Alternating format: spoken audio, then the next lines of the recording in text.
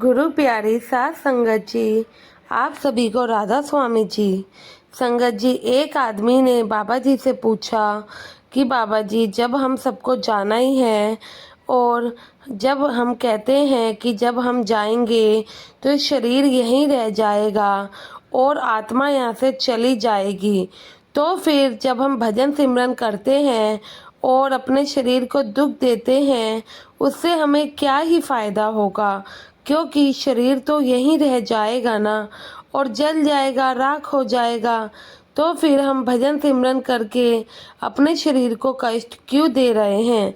इस पर हमारे बाबा जी ने बहुत ही प्यारा जवाब दिया और कहा कि बेटा, जब आप दूध पीते हो तो दूध को किसी बर्तन में ही तो डालकर गर्म करते हो, इसलिए क्योंकि दूध बिना बर्तन के गर्म नहीं हो सकता। जब तक बर्तन आग पर नहीं जलेगा, तपेगा, तब तक दूध कैसे गर्म होगा। उसी तरह शरीर में जब दर्द होगा तभी तो हमारी आत्मा तृप्त होगी। इसी प्रकार शरीर से होकर ही भजन सिमरन आत्मा तक पहुंचता है। एक वैद्य जी थे और उनकी पत्नी थी। उनकी पत्नी की आदत थी, जो भी घर का सामान उन्हें चाहिए होता था वह उन्हें मैसेज कर कर बता देती थी। जब वैद्य जी दुकान पर जाते थे तो सबसे पहले सदगुरु जी का नाम लेते थे और उनकी पत्नी ने जो भी मैसेज पर लिखा होता था उसका भाव देखते थे, उसका हिसाब करते। फिर सदगुरु से प्रार्थना करते, हे बाबा जी, मैं तो आपके ही आदेश के अनुसार भजन सिमरन छोड़ के यहाँ दुकान आकर बैठा हूँ। वैद्य जी कभी भी अपने मुंह से किसी भी रोगी से फीस नहीं मांगते थे।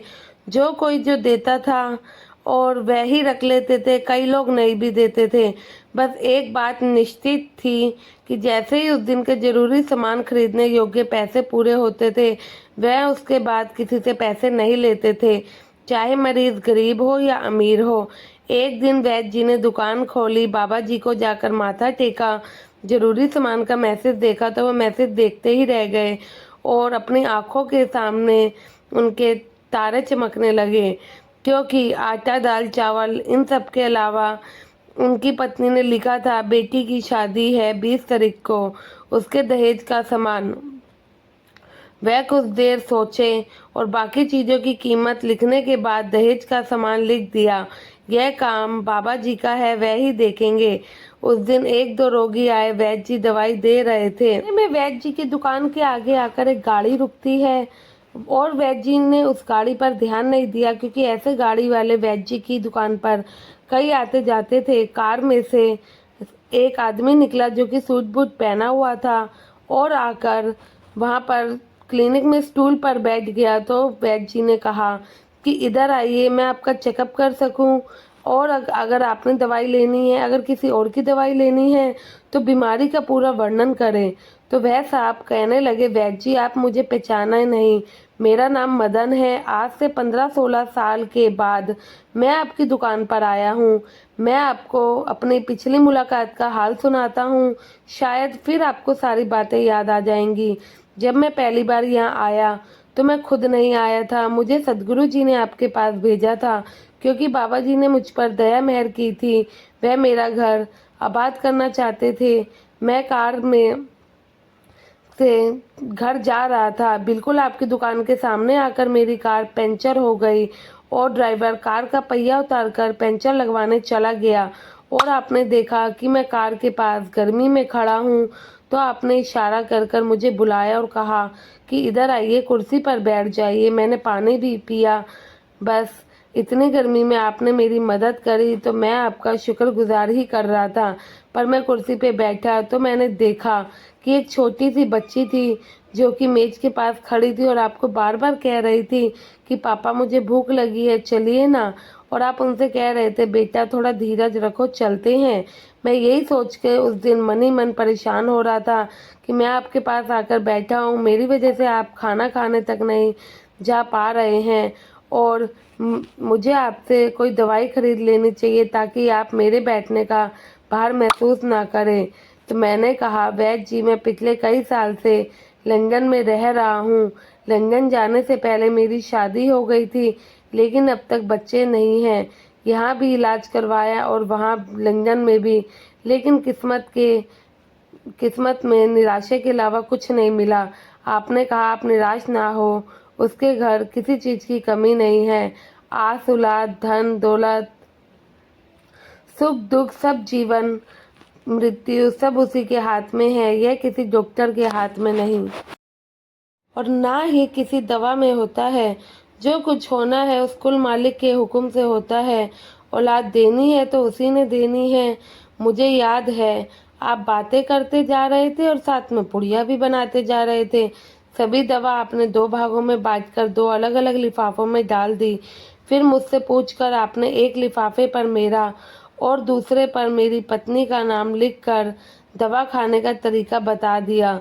तब मैंने आपसे उस दवाई के पैसे पूछे तो आपने मना कर दिया और कहा कि भाई आज का खाता तो बंद हो गया है, ये दवाई आपको ऐसे ही लेना पड़ेगा। मैंने काफ़ी जोर डाला पैसे देने का क्योंकि मैं पैसे देना चाहता था, तो आपने नहीं ली। मैंने कहा मुझे आपकी बात समझ नहीं आई।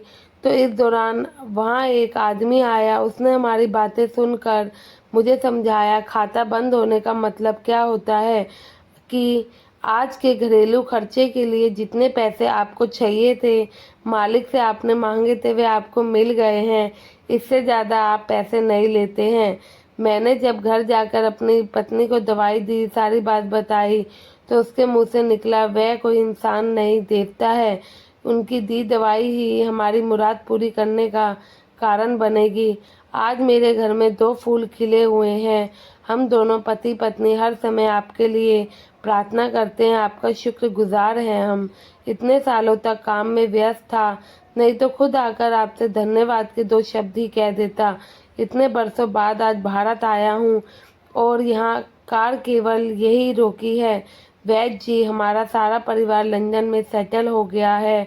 केवल मेरी एक विधवा बहन अपनी बेटी के साथ भारत में रहती है। हमारी भांजी की शादी इस महीने की 21 तारीख को होनी है।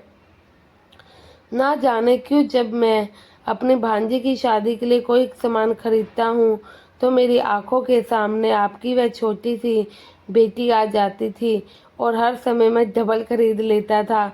मैं आपके विचारों को जानता था कि वह सामान आप लेंगे या नहीं लेंगे, क्योंकि मुझे पता है आप ऐसे कोई सामान नहीं लेते। मुझे लगता था कि मैं अपनी सगी भांजी के साथ जो चेहरा बार बार देख रहा हूँ वह भी मेरी ही भांजी है। मुझे लगता था ईश्वर ने मुझे इस भांजी के विवाह में भी भात भरने की जिम्मेवारी दी है। तो यह सुनकर वैद्य जी बहुत आश्चर्यचकित हुए, उनकी आंखें खुली रह गई और बहुत धीमी आवाज़ में बोले, मदन लाल जी, आप जो कुछ कह रहे हैं मैं नहीं समझ पा रहा। उस मालिक की यह क्या माया है। मेरी पत्नी के हाथ का लिखा हुआ यह मैसेज देखिए। वैद्य जी ने मोबाइल खोलकर मदन लाल जी को दिखाया। वह उपस्थित सभी लोग यह देखकर हैरान रह गए कि दहेज का सामान के सामने लिखा हुआ था, यह काम बाबा जी का है, बाबा जी ही जाने। कांपती सी आवाज़ में वैद्य जी बोले, भाई विश्वास कीजिए कि आज तक ऐसा कभी नहीं हुआ पत्नी ने मोबाइल पर अपनी ज़रूरत का मैसेज किया हो और उस पर कुल मालिक ने उसी दिन उसकी व्यवस्था ना की हो। आपकी बातें सुनकर तो लगता है उस कुल मालिक को पता होता है कि किस दिन मेरी पत्नी क्या चाहती है या क्या लिखने वाली है। इसके अलावा आप इतने दिन पहले ही सामान खरीदवाना शुरू ना करवा दिया होता। बाबा जी बोले, वह दातिया तू बड़ा ही महान है, मैं हैरान हूँ तू कैसे कैसे अपने रंग और दिखाता फिर बाबा जी को शुक्र अदा करने लगे। गुरु प्यारी साध संगत जी, हमारे सदगुरु तो जानते ही हैं हमें क्या चाहिए क्या नहीं, लेकिन हम ही उनके आदेशों का पालन नहीं करते हैं। आशा है साखी पसंद आई होगी। अपने ही चैनल को सब्सक्राइब करके चैनल का हिस्सा ज़रूर बने। गुरु प्यारी साध संगत जी, राधा स्वामी जी।